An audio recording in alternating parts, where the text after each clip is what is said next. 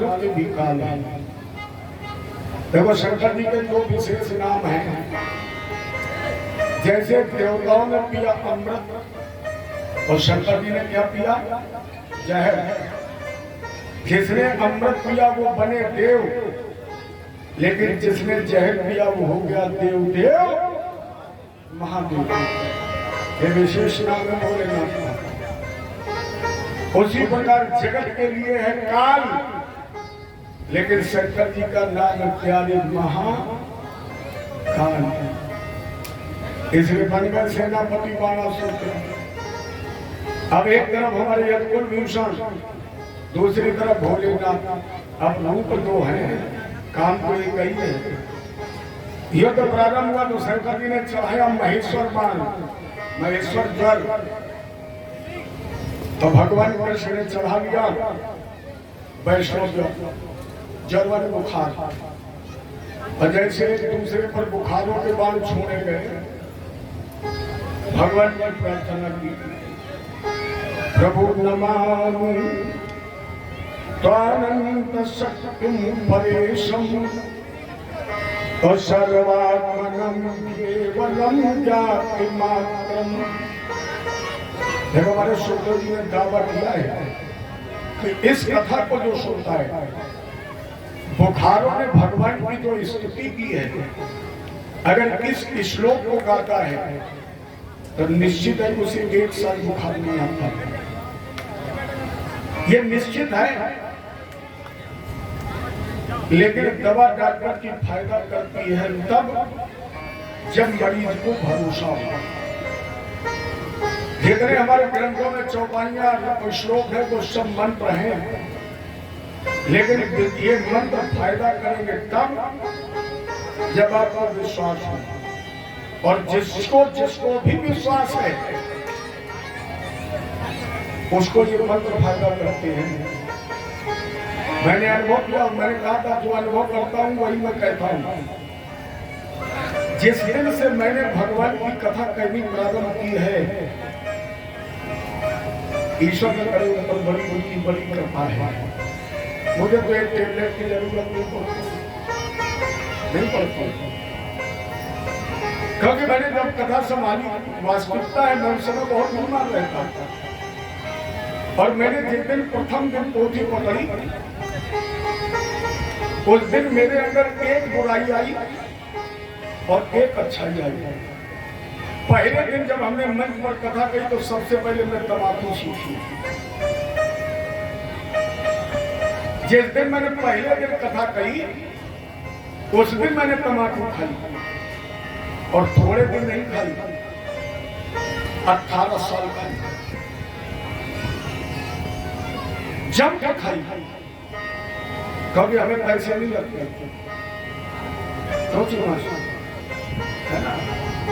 जाते थे तो लोग पूरा डिब्बा देते थे, खाओ। तो हम रोटी कम खाते थे, मसाला ज्यादा खाते थे।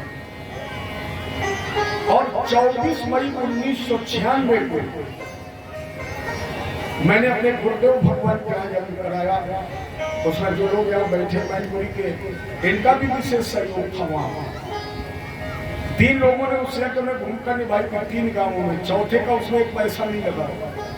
उसमें एक तो आपके गांव का, दूसरा हेरीपुर के पास है कड़वा इस्माइलपुर का, और तीसरा आपको बहुत नजदीक है जगमोहनपुरा का। इन 3 गांवों का घर लगा। तो हमारे शिष्य बैठे थे, छत्री, कड़वा के और हम, तीनों लोग बैठे खा रहे थे, अरे गुरु और चेला। अचानक हमने कहा, हमने कहा मुन्नू मसाला छूट नहीं सकता है। बोले क्यों नहीं गुरु जी, छूट सकता है। तो हमने कहा चलो छोड़ दो। और तीनों लोग गुरु जी के सामने पहुंचे, बोले आज से खत्म। उस दिन से आज तक मुझे ये पता नहीं है कि मैंने कभी मसाला खाया भी था, मुझे आज तक पता नहीं। और दूसरी मुझे अच्छा ये मिली कि मैंने जिस दिन गोविंद का ग्रंथ संभाला उस दिन मैंने इनको एक एप्लीकेशन दिया, ठाकुर जी मेरे जीवन में जितनी भी बीमारियां लिखी हूं वो मुझे एक ही बार देना, रोज रोज बुखार जुकाम मत देना। ठाकुर जी मेरी उम्र जितनी भी हो उस उम्र की जितनी भी बीमारियां हो मुझे एक ही साथ देना, और उन बीमारियों के साथ ही मुझे इस घमासान से, और मैं दावे के साथ कहता, मुझे 100% विश्वास है कि भगवान ने मेरी एप्लीकेशन स्वीकार कर लिया। मुझे नहीं जरूरत पड़ती डॉक्टर वक्त मस्त रहता। एक निवेदन और इनसे मैंने किया कि इनकी मर्जी है, दे न दे।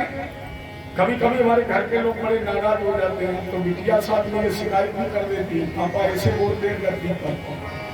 लेकिन मेरी दूसरी एप्लीकेशन है, ठाकुर जी मैं जहां बैठा हूं कृपा कर देना, मरू तो मैं इसी तरह।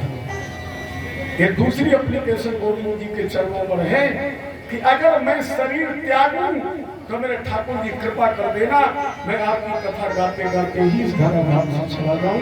माने भाई मुझे व्यासपीठ से ही अपनी शरण में ले लेना। और लोग केवल इतना कहते हैं अली गुरु जी तो चले गए, अरे इससे अच्छा बढ़िया और कुछ हो सकता है? यही मेरी ठाकुर जी से तमन्ना है। इस तन में रमा करना, इस मन में बसा करना, वैकुंठ तो यही है, इसमें ही रहा करना। हम मोर बन के मोहन नाचा करेंगे वन में, तुम श्याम घटा बनकर उस वन में उठा करना। बस प्रभु यही कामना है, यही एक इच्छा है। और इस बात को बताने का एक कारण केवल इतना ही है कि आप इस श्लोक पर विश्वास रखें और दिल में उतारने। 1 साल सुखदेव जी का बुखार नहीं आ सकता है, क्योंकि इस श्लोक के बाद ये बुखार भगवान के स्वरूप में समा गए। और अगर ये श्लोक आप गाएंगे तो निश्चित बुखार पास में आएगा। नमामि त्वनंतम शक्तिम परेशम सर्वात्मनम केवलम व्याप्तिमात्रम विश्वोत्पत्त्यात् स्थान सरोज हेतुम अयतत ब्रह्म ब्रह्मलिंगम प्रशांतम। ये स्तुति भी भगवान के स्वरूप में समा गए। कन्हैया बोले बाबा 1 मिनट सामने से क्यों? कम से कम 12 की भुजाएं शंकर जी ने का चेला है। खड़े बोले तो हमें भी पता चला, लेकिन काल भी तो ठोक रहा। तो प्रभु केवल वही हाथ जिनसे ताल ठोक रहा। शंकर जी पीछे गए और भगवान कृष्ण ने 1 2 नहीं 9 से 96 हाथ मारी। कितनी बची? 4। भोले बाबा त्राहिमाम। शंकर जी ने पीठ ठोकी, बेटा एक बार और लड़ो तो फाइनल है। शंकर जी ने कहा करो बच्चों वहां पकवा दिया।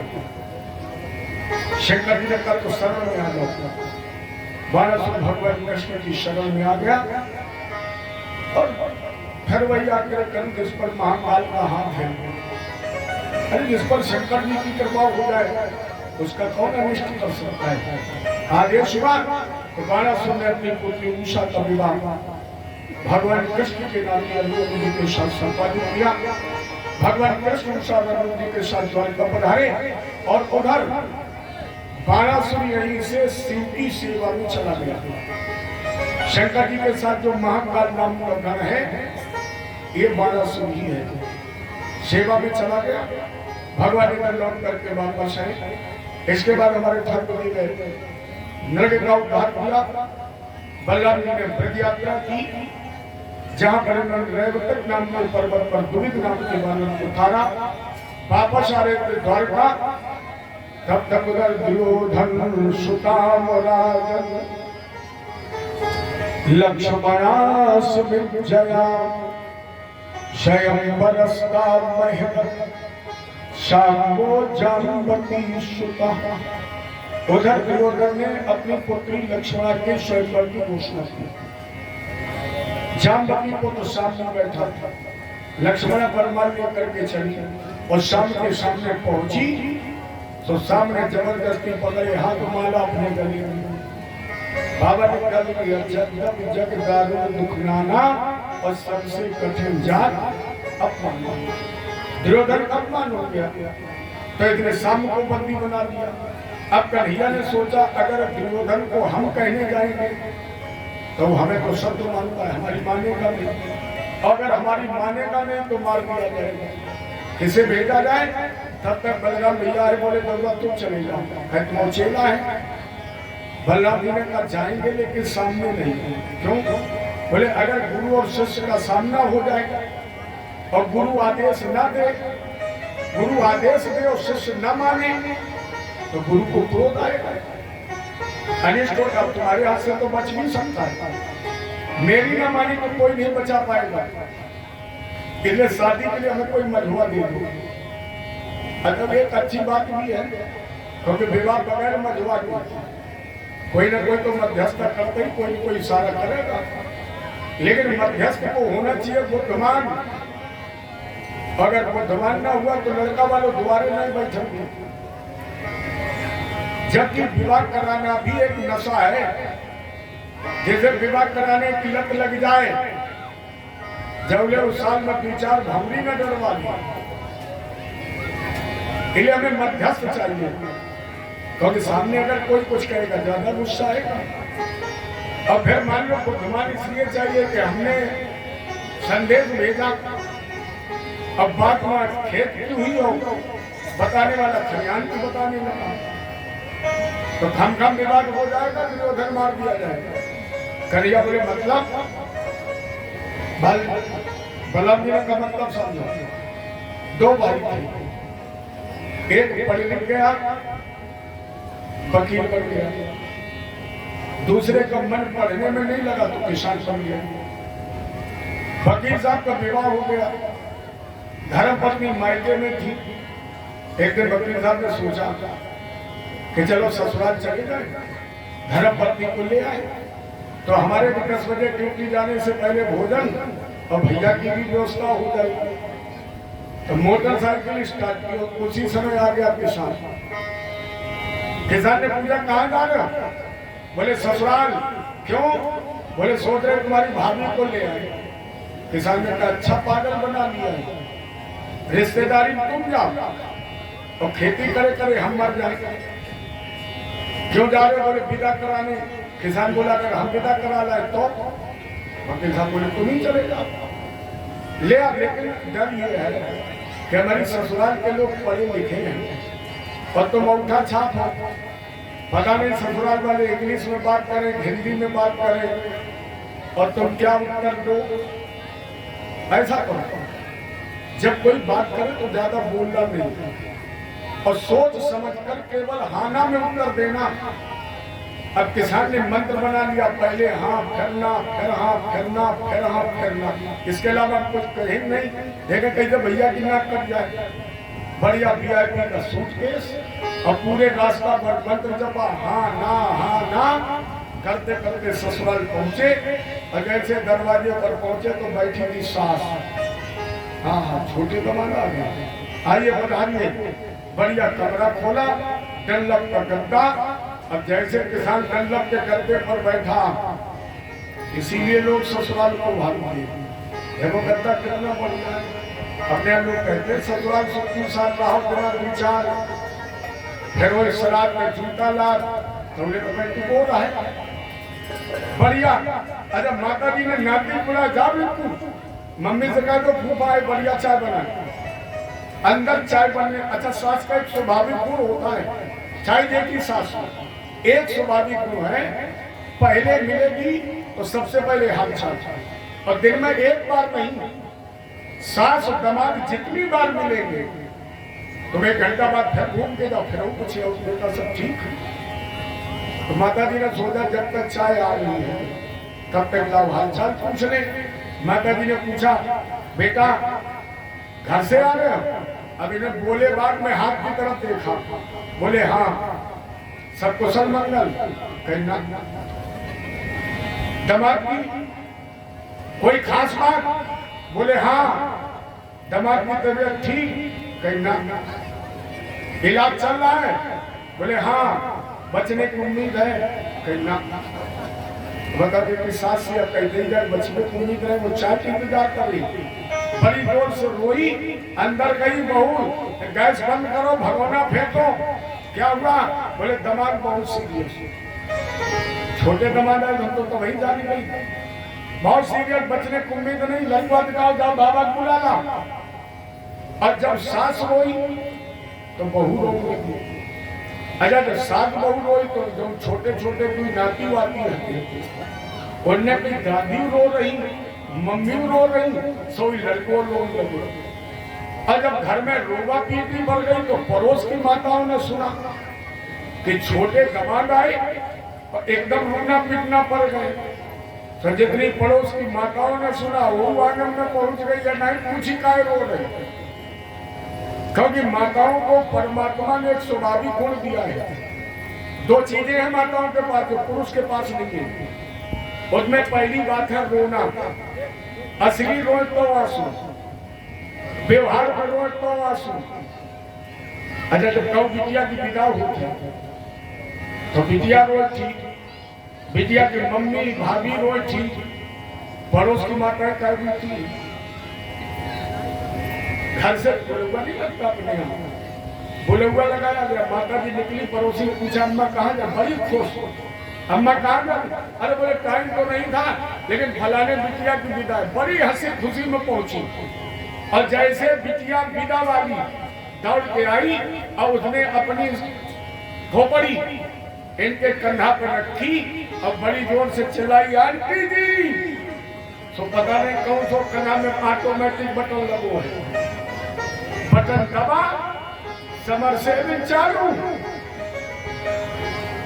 अच्छा, दूसरा माताओं को प्राकृतिक एक विशिष्ट गुण दिया है, किसी भी व्यक्ति की दृष्टि को पहचानने की। ये पुरुष के अंदर क्षमता नहीं है।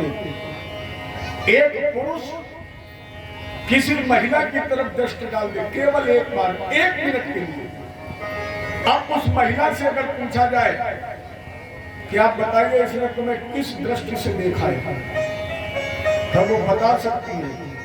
ये भगवान ने गुण दिया है, वो ये जान लेती है कि तुमने हमें धर्म से देखा है या अधर्म से देखा है। ये परमात्मा ने गुण दिया है। तब वो माताएं भी बैठ कर रोने लगी। और जब घर में मोहल्ले में कोहराम मच गया, किसान ने सोचा मर गए, लोग कहते ससुराल जाओ, समोसा मिले, चाय मिले, पेप्सी मिले और यहाँ आंसू मिल रहे। हाँ, इसीलिए वकील साहब ने कह दिया चले जाओ।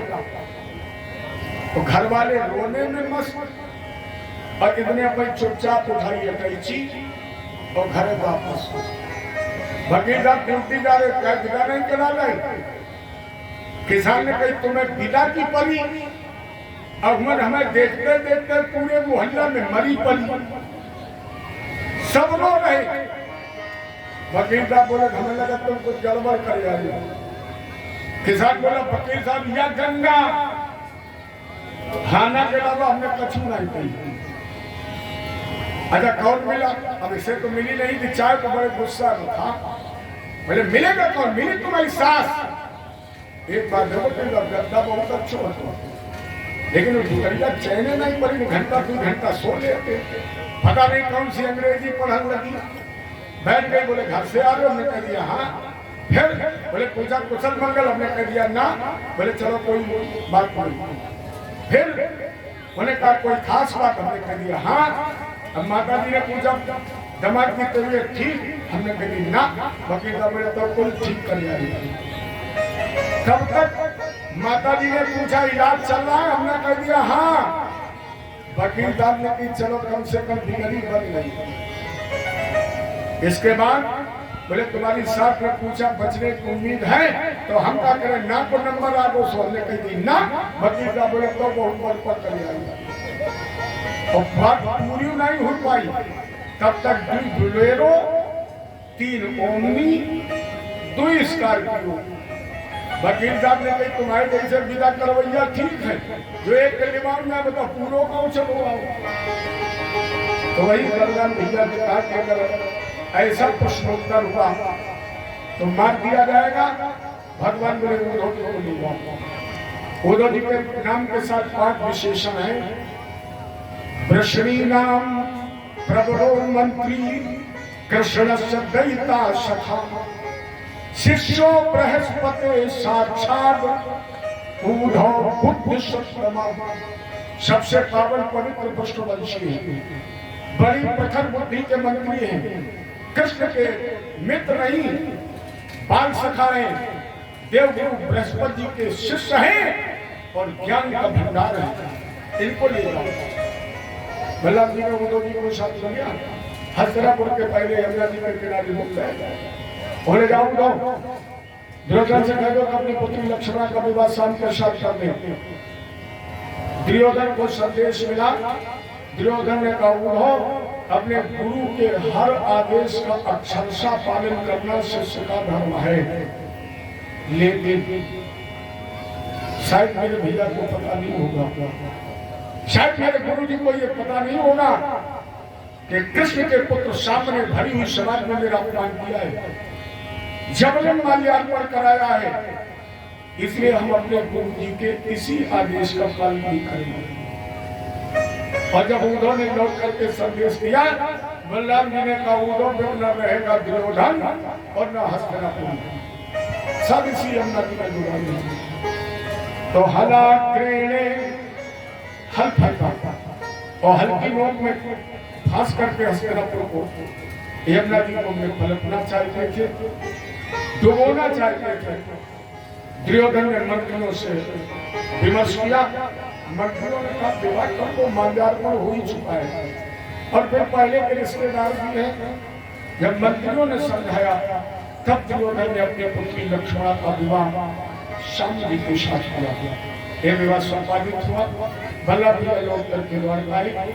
इसके बाद भगवान को 2 निमंत्रण मिले। एक निमंत्रण मिला है युधिष्ठिर के राजसूय यज्ञ का और दूसरा निमंत्रण है जरासंध की कारागृह में बंद 20,000 राजाओं का।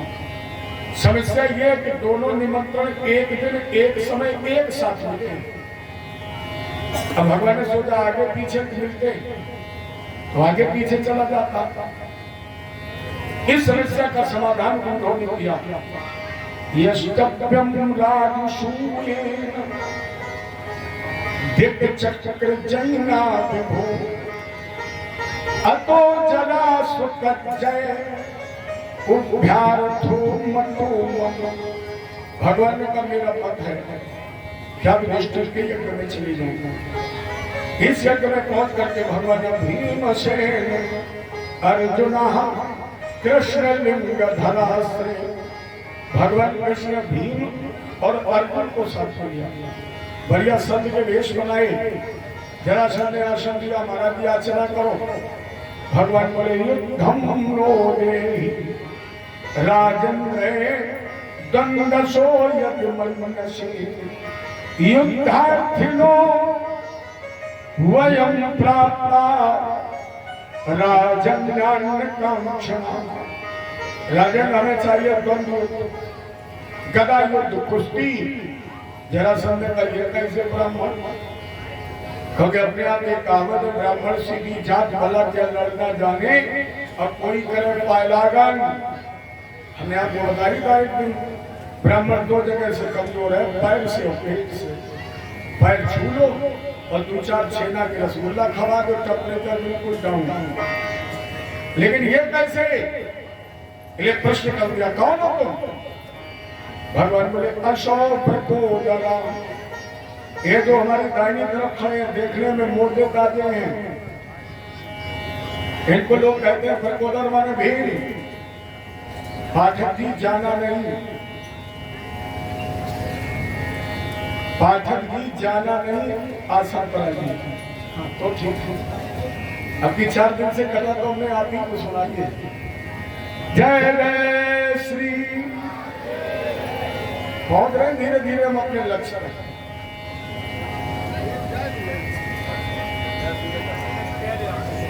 अरे टहलने गए, हाँ हम ये देख रहे, पहले हमने सोचा लाभ टोंक है, लेकिन हमने सोचा कि झूला झूल रहे हैं तो थोड़ी देर झूल लेंगे। आइए 2 बार नाम देखो, आलस आपको अगर आया है तो फिर हमें भी आ रहा है, अगर हमें आया तो सबको आया। ये सब लोग प्रेम से थोड़ा फुर्ती लाइए, और बोलिए सब लोग, अरे सवरिया ले चल बरनी पार, सवरिया ले चल बरनी पार,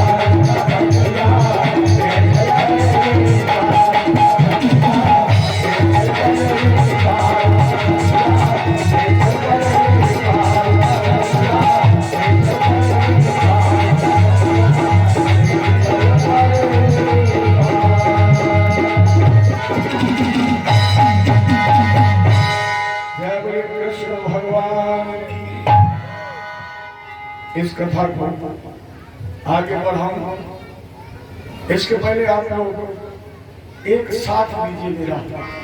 हालांकि चाहते थे कि रोज आपको बताऊं, लेकिन ये जो कथा आपकी चल रही है, तो हम आपकी कथा के साथ साथ मेहनत कर रहे हैं।